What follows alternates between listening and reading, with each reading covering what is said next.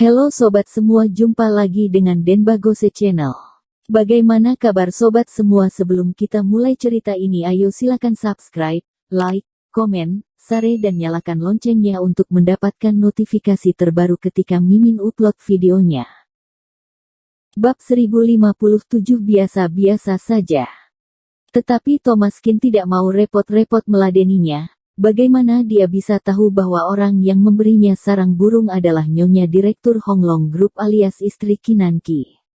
Mungkinkah Nyonya Ki memberikan sesuatu yang palsu? Lelucon apa? Orang biasa membeli sarang burung yang memiliki kemasan yang sangat indah, terutama untuk memberikan hadiah yang lebih indah. Banyak orang membelinya sebagai hadiah daripada memakannya sendiri. Oleh karena itu, kemasan kotak harus lebih baik, dan ada banyak tanda anti pemalsuan pada kotak, dan orang biasa lebih memperhatikan kotak tersebut. Nyonya Ki makan sendiri, tanda anti pemalsuan apalagi yang dapat terlihat. Setelah mengucapkan beberapa patah kata, Nora Lee kembali duduk, dan kesannya terhadap keluarga mereka semakin buruk. Setelah memasuki ruangan, Thomaskin juga duduk di sebelah Velvien, sedikit penasaran. "Vivin, kapan kamu pacaran?" Bukankah Velvien ini selalu tergila-gila dengan Dr. Qin, tidak menyangka akan jatuh cinta setelah beberapa hari tidak berjumpa. Ekspresi Vivin sangat rumit, dan sulit untuk mengatakan sepatah kata pun, dan dia berbisik di telinga Thomaskin. "Aku sebenarnya tidak menjalin hubungan. Jamison yang ini terus mengejar aku. Aku pikir dia sangat rajin, jadi aku tidak banyak menolaknya. Aku menerima semua bunga yang diberikan padaku, tetapi dia pikir aku setuju. Ini baru beberapa hari, sudah bawa ibunya ke sini, aku tidak bisa berkata-kata." Melihat ekspresi Velvien, Thomaskin juga sedikit tidak berdaya.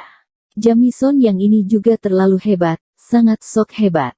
Berikan bunga kepada gadis, jika mereka menerimanya, artinya setuju untuk menjadi pacar kamu. Belum pernah melihat orang yang sangat menilai tinggi dirinya seperti ini. Setelah semua orang duduk, Jamison yang duduk di sana tanpa berbicara, wajahnya masih sedikit kaku dan pemalu, dia sepertinya jujur. Nora Lee bertanya, "Vivin, kan? Kamu bilang ayahmu eksekutif perusahaan besar Meng. Benarkah?" Velvien mengerutkan kening. "Tentu saja, aku sudah mengatakannya 2 kali. Perlukah aku berbohong padamu?" Pertanyaan yang ditanyakan Nora Lee ketika dia masuk membuat Vivin sedikit tidak senang, seolah-olah dengan sengaja berbohong kepada mereka. Nora Lee meringkuk bibirnya, melihat kondisi rumah dan berkata, "Nampaknya pendapatan eksekutif perusahaan besar Meng tidak terlalu tinggi." Nora Lee memiliki rasa superioritas dan penghinaan di wajahnya. "Eksekutif apa, tinggal di tempat seperti ini. Dekorasinya terlihat seperti rumah tua 5 atau 6 tahun yang lalu, gayanya juga tua, dekorasinya sudah tua, dan tidak terlalu mewah. Terlihat seperti dekorasi orang awam. Bagaimana ini terlihat seperti tempat tinggal para eksekutif?" Nora Lee sangat curiga bahwa Velvien membual, diperkirakan kalau sudah menjadi ketua departemen atau wakil manajer, lantas mengaku sebagai eksekutif. Beberapa tahun lalu, semua orang mengatakan dirinya manajer, sekarang mulai mengatakan dirinya seorang eksekutif, dan semua orang terbiasa dengannya.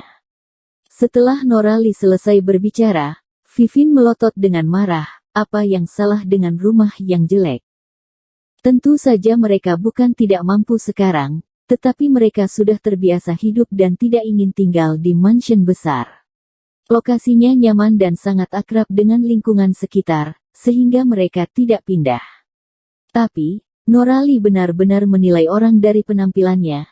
Melihat rumah ini, dia merasa keluarga mereka adalah keluarga yang miskin, benar-benar tidak bisa berkata-kata. Meski keluarga Vivin tidak super kaya, tapi pasti termasuk keluarga yang mampu. Ayahnya adalah seorang eksekutif perusahaan besar Meng, berpenghasilan jutaan yuan setahun, dan ibunya memiliki beberapa properti keluarga Tang, dengan keuntungan bersih beberapa juta yuan setahun. Mereka adalah orang kaya kecil untuk orang biasa. Sedangkan Norali masih sok pintar dan merasa keluarganya lebih unggul. Setelah masuk, dia mulai komentar ini dan itu. Awalnya, Velvien memiliki kesan yang baik tentang Jamison yang, jika tidak, dia tidak akan menerima bunganya. Tetapi sejak memasuki pintu sampai sekarang, dia belum mengatakan sepatah kata pun. Semuanya Norali yang bicara. Ini membuat Velvien sedikit tidak puas.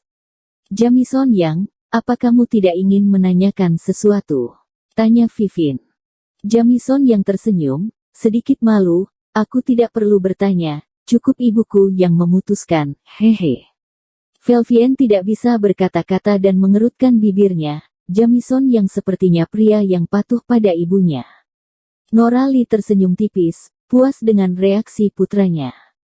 Benar, aku bisa mengambil keputusan untuk urusan anakku. Menurutku kondisi keluargamu rata-rata, tapi wajahmu dan tinggi badanmu bagus. Aku cukup puas dengan warisan garis keturunan. Velvien hampir muntah. Norali ini benar-benar sok pintar. Meskipun Jamison yang adalah orang yang jujur, dia tidak tinggi, malah gemuk, dan wajahnya biasa saja. Dibandingkan dengan Velvien, Jamison yang ini hanyalah kata keras murni, dan Velvien seperti peri di hadapannya. Mereka masih mengomentari penampilan Vivien, ini lucu banget. Melihat Vivien tidak mengucapkan sepatah kata pun, Norali melanjutkan. Setelah kamu menikah masuk keluarga kami, jangan bekerja lagi, rawat diri di rumah untuk melahirkan anak. Jika kamu melahirkan anak perempuan, aku akan memberikan keluargamu 1 juta yuan, dan 2 juta yuan untuk anak laki-laki. Bukankah ini sangat baik? Norali sangat bangga, seolah-olah 2 juta yuan ini adalah jumlah uang yang sangat besar, seolah-olah itu membeli muka luar biasa pada Vivien. Ketika Velvien mendengar ini, sudut mulutnya bergerak-gerak, merasa tidak tahu harus berkata apa. Bibi, aku pikir kamu mungkin telah salah paham, aku belum mencapai hubungan seperti itu dengan putra kamu. Dan bahkan jika benar mencapai hubungan seperti itu, aku tidak akan terus melahirkan anak untuk kalian di rumah, menganggap aku sebagai apa, mesin pembuat anak. Norali mengerutkan kening, apa sikapmu ini? Wajar bagi seorang wanita untuk melahirkan anak. Jika kamu menikah masuk rumah kami, tahukah kamu itu artinya kamu menjadi bermartabat? Tahukah kamu bisnis apa aku? Apakah kamu tahu berapa banyak sapi yang aku miliki di Mongolia dalam? Tahukah kamu berapa banyak aset yang dimiliki keluarga aku? Kamu menikah dengan keluarga kaya, tidak perlukah mengoreksi sikap kamu sendiri? Velvien tidak bisa berkata-kata, wanita yang merasa dirinya benar, dia benar-benar melihatnya untuk pertama kalinya. Dia belum menjanjikan apa-apa, dan dia akan menikah dengan keluarga kaya. Lagi pula, kalau mau betul-betul bicara soal aset, belum tentu siapa yang lebih kaya. Haha, lupakan saja, kalau begitu, aku tidak ingin menjadi bermartabat, silakan pulang. Velvien bukanlah orang yang bertemperamen baik, melihat sikap mereka yang begitu buruk, akan lebih baik jika hubungan tersebut dimatikan. Awalnya, Vivien memang tidak terlalu menyukai Jamison yang, tetapi bahkan lebih tidak mungkin lagi bagi mereka untuk bersama setelah melihat ibunya hari ini. Wajah Jamison yang sedikit berubah, mulutnya terbuka, dan dia tidak mengatakan apa-apa. Bahkan dalam situasi ini, Jamison yang masih ingin ibunya mengambil keputusan, dia memang pria yang luar biasa patuh pada ibu. Norali mengerutkan kening, sedikit marah, berdiri dan berkata dengan sikap arogan. Yang bermargalin, apakah kalian mempermainkanku?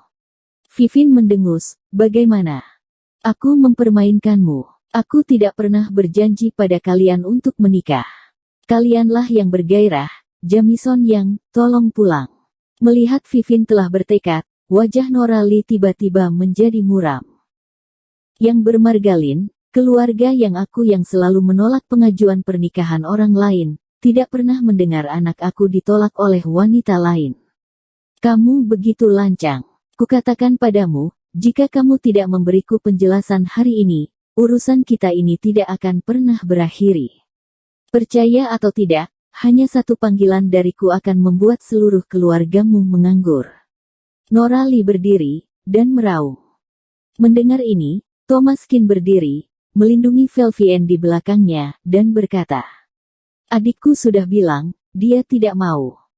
Keluargamu punya beberapa ekor sapi, dan kamu pikir kalian adalah keluarga kaya. Kamu bahkan ingin adikku menjadi mesin melahirkan anak untukmu. Kalian bermimpi. Percaya atau tidak, satu telepon dariku bisa membuat keluargamu menganggur." Bersambung. Terima kasih kepada kalian yang telah menonton video ini. Jangan lupa tekan tombol subscribe-nya dan nyalakan notifikasinya untuk mendapatkan video-video seru lainnya dari channel Denbagose.